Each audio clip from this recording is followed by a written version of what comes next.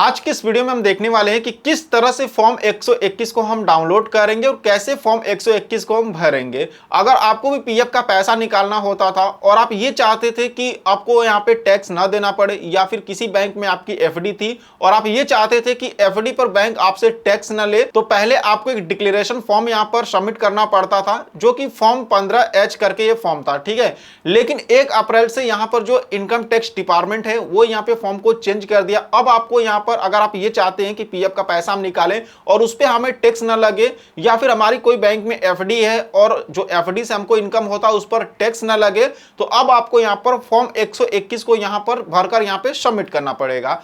तो आज के इस वीडियो में आपको फॉर्म 121 को डाउनलोड करने का और सबमिट करने का, फॉर्म को भरने का पूरा प्रोसेस बताऊंगा, तो वीडियो को एंड तक देखते रहिएगा। चैनल पे नए और आपने अभी तक चैनल को सब्सक्राइब नहीं किया है तो हमारे चैनल को सब्सक्राइब कर लीजिए। हमारे चैनल पे आपको हमेशा इसी तरह की वीडियो मिलती रहती है। तो चलिए वीडियो को शुरू करते हैं। तो गाइस, सबसे पहले आपको यहाँ पे जो फॉर्म 121 है उसको आपको डाउनलोड करना होगा। तो फॉर्म को सबसे पहले आप डाउनलोड कैसे करेंगे, उसके लिए आप अपने मोबाइल या फिर लैपटॉप में कोई सा भी एक ब्राउजर ओपन करिएगा और गूगल पे सर्च करिएगा इनकम टैक्स। जैसे आप यहाँ पर इनकम टैक्स लिख के सर्च करेंगे, यहाँ पे नीचे जो इनकम टैक्स की ऑफिशियल वेबसाइट यहाँ पे देख सकते हैं www.incometaxindia.gov यहाँ पे .in करके ये वेबसाइट है। बस आपको सिंपली इसी पर क्लिक करना है। जैसे यहाँ पर क्लिक करेंगे देखेंगे आप इसकी ऑफिशियल वेबसाइट पर आ जाएंगे। कुछ इस तरह से जो इसका डैशबोर्ड है यहाँ पर देखने को मिलेगा। अब ऊपर यहाँ पे देखेंगे तो ऊपर आपको कई सारे ऑप्शंस यहाँ पे देखने को मिलेंगे। तो यहाँ पर सेकेंड नंबर पर एक ऑप्शंस मिलेगा टैक्स यहाँ पे रूल्स का, यहाँ पे आप देख सकते हैं। तो इसमें यहाँ पे नीचे देखेंगे एक ऑप्शंस मिलेगा फॉर्म्स डाउनलोड्स का। अब इसमें यहाँ पे देखेंगे तो इनकम टैक्स फॉर्म यहाँ पे 2026 इस तरह करके आएगा। सिंपली आप इस पर क्लिक करिएगा। अब इनकम टैक्स के जितने यहाँ पे 2026 के फॉर्म है वो आपको यहाँ पे देखने को मिल जाएंगे। तो यहाँ पर देखेंगे सर्च का ऑप्शंस मिलेगा, यहाँ पर आपको सर्च करना होगा 121। जैसे आप यहाँ पर इतना लिख के यहाँ पे सर्च के ऑप्शंस पे क्लिक करेंगे, यहाँ पे नीचे देखेंगे फॉर्म नंबर 121 यहाँ पे आ जाएगा। आप यहाँ पर क्लिक करेंगे और ये जो PDF फाइल है आप इसको यहाँ पे डाउनलोड कर लीजिएगा और अपने नज़दीकी किसी भी जनसेवा केंद्र पर जाइएगा और इस फॉर्म को यहाँ पे प्रिंट आउट निकलवा लीजिएगा। ठीक है, प्रिंट आउट निकलवाने के बाद आपको इसको भरना होगा। देख सकते हैं यहाँ पे मैं प्रिंट आउट निकलवा के यहाँ पे भरा हूँ पेन से। तो आपको इसको पेन से भरना होगा। फिर इसको आप मतलब अगर मान लीजिए एफडी इंटरेस्ट के लिए मतलब अगर भर रहे हैं या पीएफ के लिए, तो जहाँ पे आप सबमिट करना चाहे, चाहे यूफो में या फिर यहाँ पे बैंक में, तो इसको भरकर सबमिट कर सकते हैं। ठीक है, तो इस फॉर्म को भरना कैसे, तो यहाँ पे देख सकते हैं सबसे पहले फॉर्म को आप प्रिंट कर लीजिएगा। प्रिंट कर यहाँ पे प्रिंट आउट निकालने के बाद यहाँ पे देखेंगे तो डिक्लेरेशन यहाँ पे इसके बारे में बताया जा रहा है।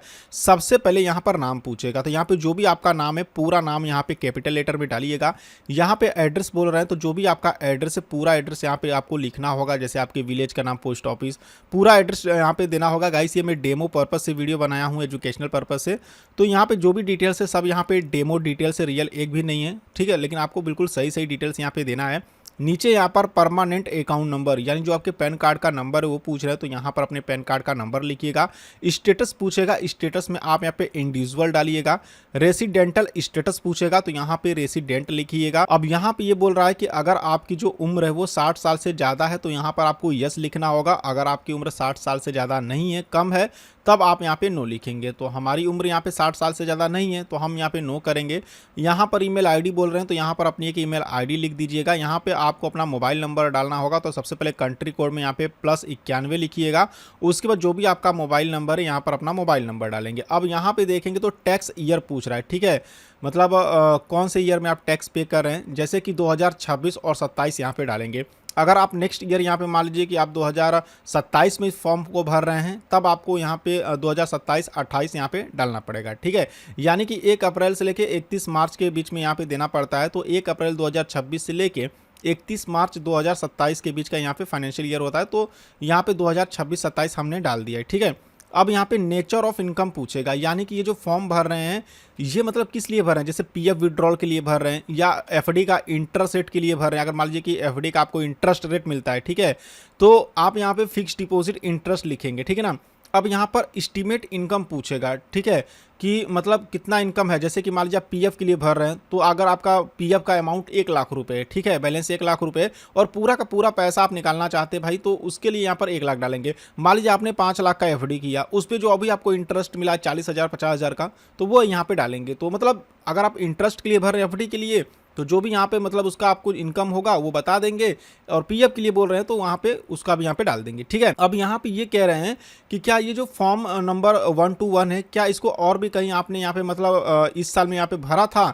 अगर भरा था और कहीं सबमिट किया था तो यस करेंगे, नहीं तो इसे नो करेंगे। अब जैसे हमने नहीं भरा तो हमने यहाँ पे देखिए नो कर दिया। अब ध्यान दीजिएगा, यहाँ पे दो दो नो लिखा है, बीच में लाइन है, तो ये मत सोचिएगा कि इसी तरह लिखना है, ये मैं आपको समझाने के लिए यहाँ पे नो किया हूँ। ठीक है, बाकी यहाँ पे टोटल नंबर, अगर मान लीजिए आपने फॉर्म नंबर यहाँ पे 121 अगर फिल किया है, तो अगर आप यहाँ पे यस करते तो पूछ रहा है कि कितना किया, जैसे एक दो जगह मतलब कितनी जगह किया है, तो वो बताएंगे। मान लीजिए एक है तो एक जगह लिखेंगे, अगर मान लीजिए आपने नहीं किया है तो यहाँ पे 0 कर देंगे। ठीक है, अब यहाँ पे 11B में देखेंगे तो यहाँ पे पूछ रहा है कि अगर मान लीजिए आपने फॉर्म नंबर 121 को फिल किया है तो कितने अमाउंट का आपने फिल किया था, तो वो अमाउंट आपको यहाँ पे लिखना होगा। जैसे एग्जाम्पल में बता रहा हूँ, मैंने 50,000 रुपये यहाँ पे डाल दिया है। ठीक है, लेकिन अगर यहाँ पे आप नो करते, आपने कोई फॉर्म यहाँ पे नहीं किया है, तब इसमें 0 और इसमें भी 0 यहाँ पे डालेंगे, अमाउंट नहीं डालना पड़ेगा। ठीक है, अब गाइस यहाँ पे 12 नंबर वाला देखेंगे तो यहाँ पे ये बोल रहा है कि मान लीजिए कि अब से पहले आपने कहीं भी यहाँ पे फॉर्म नंबर 121 यहाँ पे सबमिट किया है तो कितने अमाउंट का किया। अगर मान लीजिए आपका कोई इंटरेस्ट मिल रहा है उसका फॉर्म भर रहे हैं और पीएफ का भी भरे थे, तो कितना किया था। मान लीजिए कि एग्जांपल बता रहा हूँ कि मान लीजिए मैंने 50,000 रुपये कहीं और फॉर्म भरा था। ठीक है, एफडी इंटरेस्ट का ही भरा था,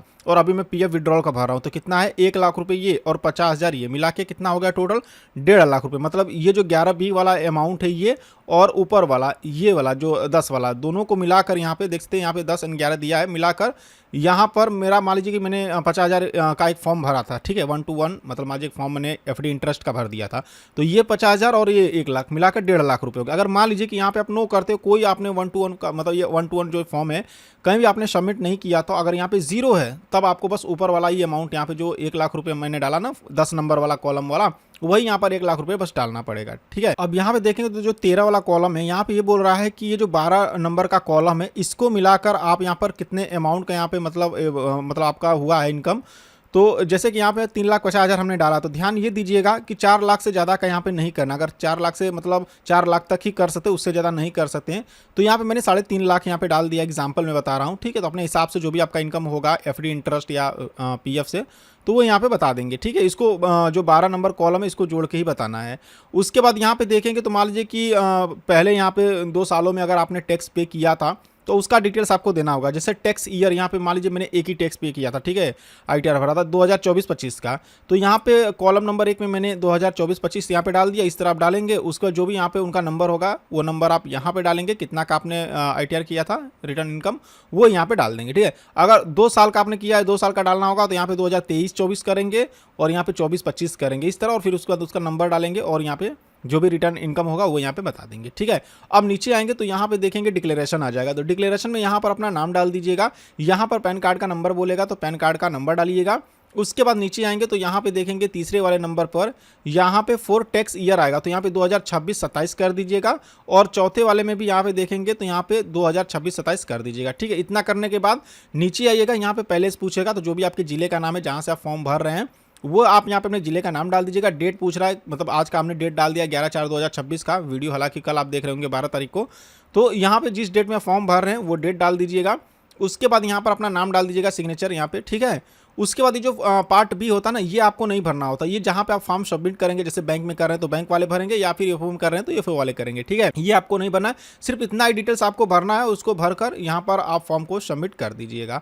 तो इस तरह से आप यहाँ पर जो फॉर्म 121 है इसको डाउनलोड कर सकते हैं और इस तरह से इसको आप यहाँ पे भर सकते हैं। सो आई होप कि आपको अच्छे से समझ में आया होगा। फिर भी अगर आपके मन में कोई कन्फ्यूजन हो तो वीडियो के नीचे कॉमेंट में पूछ सकते हैं। अगर आपको हमारी ये वीडियो पसंद आई हो तो वीडियो को लाइक करना और चैनल को सब्सक्राइब करना बिल्कुल नहीं भूलिएगा। तो चलिए फिर मिलते हैं आपसे नेक्स्ट वीडियो में।